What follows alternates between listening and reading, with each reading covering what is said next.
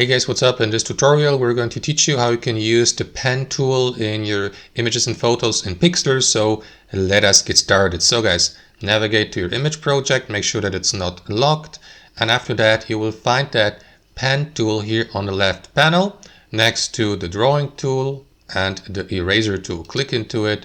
Let me just zoom in a bit, and after that simply start drawing. You may select the color here by clicking into the color icon. Let me go with green, and after that you may, for example, customize your pen tool by selecting a variant, a size of the brush. So let me go, okay, it's not a brush, it's a pen in this case here, but you know what I mean. And you may also adjust the opacity here, the amount, and so on and so forth. And after that simply start drawing with your hand, just like that. So that would be sketch.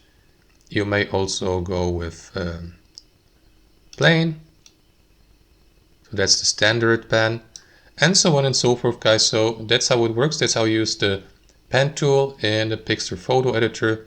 Thanks for watching and have a fantastic day.